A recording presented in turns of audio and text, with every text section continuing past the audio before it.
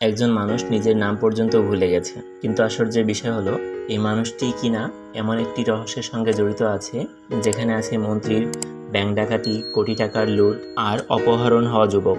সবচেয়ে বড় কথা, ডাকাতির পর সেই টাকা নিজের কাছে না রেখে সাধারণ মানুষের মধ্যে ফিরে দেওয়া হয়। কিন্তু প্রশ্ন হলো, এই ডাকাত আসলে কে? আর গোলামের হারিয়ে যাওয়া স্মৃতির সঙ্গে এই ঘটনার সম্পর্ক কি? চলুন শুরু থেকে পুরো ঘটনাটি জেনে নেওয়া যাক। গল্পের শুরুতে আমরা দেখি গোলামকে। বাইরে থেকে দেখলে সে একেবারেই সাধারণ একজন মানুষ, কিন্তু তার আচরণে একটা বড় সমস্যা আছে। সে নিজের অতীতের অনেক কিছুই মনে রাখতে পারেন না, কারণ কিছুদিন আগে ভয়াবহ একটি দুর্ঘটনার পর তার স্মৃতিশক্তি হারিয়ে যায়। আর এই স্মৃতি হারিয়ে যাওয়ার কারণে গোলাম তার নিজের স্ত্রী ফাতেমাকেও চিনতে পারে না। পরিবার যখন তাদের বিয়ের কথা বলে, গোলাম রীতিমতো অবাক হয়ে যায়। তার কাছে বিয়ে কোনো একটি খেলা নয়। সে বিশ্বাস করে জীবনে তার বিয়ে একবারই হয়েছে এবং তার বর্তমান সংসারেই যথেষ্ট। কিন্তু গোলাম তখনও জানে না, তার হারিয়ে যাওয়া স্মৃতির মধ্যেই হয়তো লুকিয়ে আছে ভয়ঙ্কর এক সত্য। এরপর হঠাৎ এক রাতে ঘটে যায় বড় একটা ঘটনা, মন্ত্রীর ব্যাংক ডাকাতি। মুখোশধারী কয়েকজন লোক ব্যাংকে ঢুকে নিরাপত্তারক্ষীকে বেঁধে ফেলে, এরপর একে একে সিসি ক্যামেরার লাইন কেটে ব্যাংকের টাকা নিয়ে পালিয়ে যায়। খবরটা মন্ত্রীর কাছে পৌঁছাতেই ক্ষেপে আগুন, কারণ তার নিজের ব্যাংক থেকে এত বড় অঙ্কের টাকা লুট হওয়ার ঘটনা তার ক্ষমতার উপরও সরাসরি আঘাত। কিন্তু আসল চমক তখনও বাকি। ডাকাতির কিছুক্ষণ পর দেখা যায় লুট করা টাকা নিয়ে মানুষের সামনে হাজির হয়েছে সেই রহস্যময় ব্যক্তি। কিন্তু সে টাকা নিজের জন্য রাখে না, বরং যেসব মানুষ মন্ত্রীর লোনের ফাঁদে পড়ে টাকা হারিয়েছিল তাদের ডেকে বলা হচ্ছে, তোমরা যতটুকু হারিয়েছ ততটুকুই ফেরত নিও, আর যে টাকা বেঁচে যাবে সেটাও দরিদ্র মানুষের কল্যাণে দিয়ে দিতে বলা হয়। অর্থাৎ এটা সাধারণ কোনো ব্যাংক ডাকাতি নয়, এ যেন গরিব মানুষের টাকা গরিবদের কাছেই ফিরিয়ে দেওয়া এক অদ্ভুত মিলন। আর তখনই মন্ত্রীর সন্দেহ গিয়ে পড়ে শেহজাদ চৌধুরীর ওপর। মন্ত্রী সরাসরি শেহজাদকে ফোন করে অভিযোগ করে ব্যাংক ডাকাতির পেছনে সেই আছে। কিন্তু শেহজাদ ভয় পাওয়ার বদলে উল্টো প্রমাণ করে বসে। সে পরিষ্কার করে জানিয়ে দেয়, প্রমাণ ছাড়া কাউকে ব্যাংক ডাকাত বলা যায় না। এতে মন্ত্রী আরও ক্ষিপ্ত হয়ে যায় এবং 24 ঘন্টার মধ্যে টাকা ফেরত দেওয়ার হুমকি দেয়।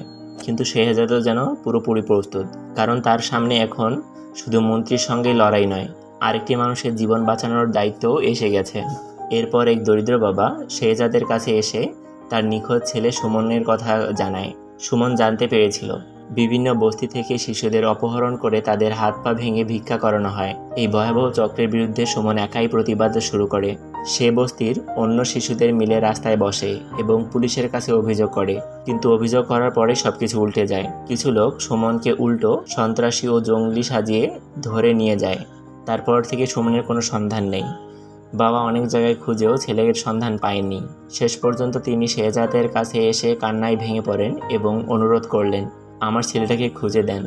শেহজাদ তাকে কথা দেয় সে সুমনকে খুঁজে বের করবে। শেহজাদের লোকজন ঢাকার ভিন্ন জায়গায় খোঁজ শুরু করে।